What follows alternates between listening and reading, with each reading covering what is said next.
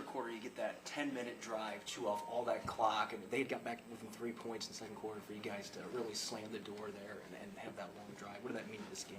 Yeah, I mean, every game is a championship game, and that's what they feel like, man. Like ebbs and flows in the games, ups and downs.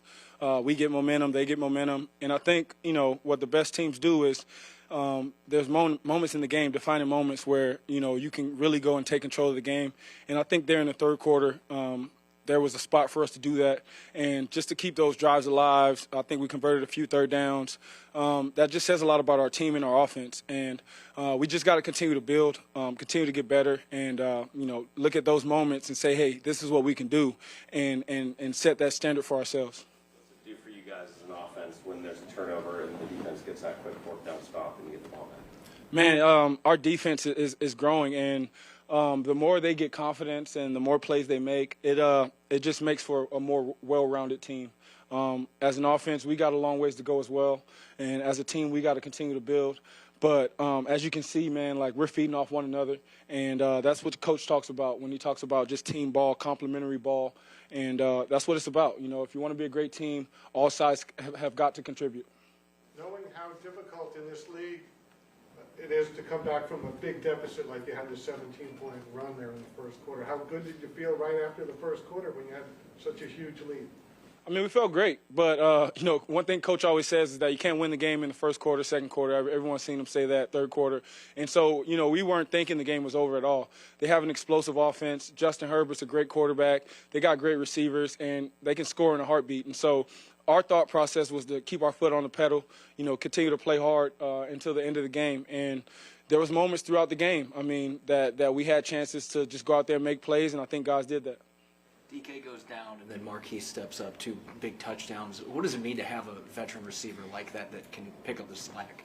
Yeah, that's what I talked about last week, man. I think we have guys all around that, given the opportunity, can step up and make plays. I myself, received an opportunity, and now I'm getting a chance to go out there and thrive. And so we've got guys all over the team who may have not gotten an opportunity yet, but when they do get their opportunities, they step up and they make plays. And Marquise is a great player, has been a great player in this league for a long time, world-class speed, tremendous hands. He made 2 great catches, and we just got to continue to build on that. We got other guys who got to step up as well. You can never replace a guy like DK Metcalf. He's just that special.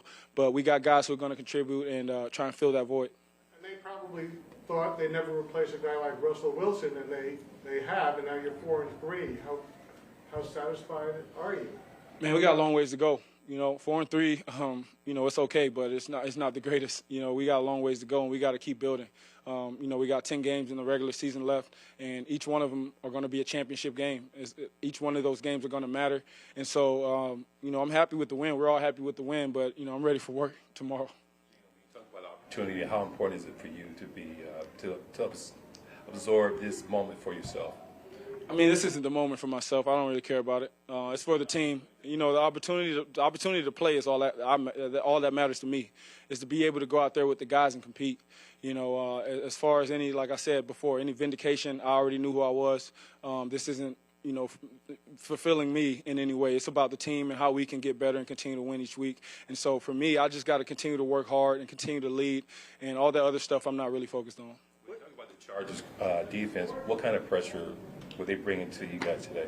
Man, they got great players all over the field, and they were playing great. Kyle Van Noy, Khalil Mack, Joseph Day up front. They got studs all over. Their young linebackers were playing hard. Derwin flying around the field. Prayers up for J.C. Jackson, man. He's a great player. Hope he heals and gets better fast. As you can see, Asante made a couple great plays on the ball, almost got me a few times. And so they got great players out there, and so do we. And so we just got it was great competition on both sides, and, it was awesome. It was great to go up against those guys. What was it like when you guys saw DK kind of get carted off and all that? I actually didn't see it, but when I got the news, man, it was just heartbreaking. I know how hard he works. I know what he means to this team and to this offense, and he's one of my good friends as well. And so you hate to see a guy go down like that, especially he was doing so well, having a great year, almost a career year. And it sucks, man. It sucks for our team. It sucks for him. It sucks for our fans. But the reality is we got to keep going. And so guys have got to step up, and I expect that to happen. Where do you feel like D. Esker does that in terms of his readiness to step up if he has to? Yeah, D's ready. He's ready. He just had a baby. I know he's motivated.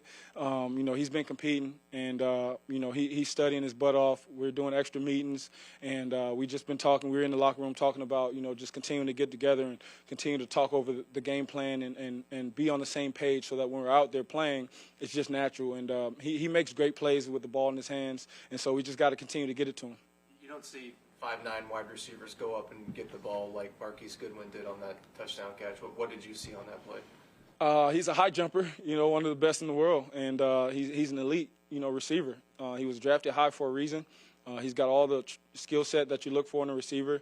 Obviously, he's not the tallest guy, but he's explosive. He can jump. He can run faster than anybody, and he's got great hands. And so we just got to continue to get him opportunities to make those plays and put him in spots where he can be successful. What's it like watching Ken Walker do this in these last couple weeks? Man, that dude's special, man. Ken's a special player. You can just see the look in his eyes, man. He's focused, and man, all he needs is a crease, and he could be gone. And that what was an 80-yard run or something like that? Yeah, 74-yard run. I mean, that's amazing, right? Like, just for a guy to, hit that crease and he was gone. I'm just sitting there, and the best thing I did on that play was toss it to him. And so, having a guy like that who can explode at any minute is awesome. Did you have a? This might happen, Geno, but first place in October, is that maybe a little more than you thought? We're happy with it. We're happy with it, but we're not done. We got a lot of work to do, and we're not done. It's just the beginning. It's just start of the season for us, and we gotta get this thing rolling. So we're extremely excited with where we're at, but we know we got to get better and keep moving forward. Just another notch on the belt to the Prove Doubters Toronto tour. I'm not even on that tour, to be honest with you, man. I'm not worried about no doubters. My life has been great for a long time, and so I'm just out here just battling with my brothers and continuing to work. Anything else? Thank you. Thank you, guys.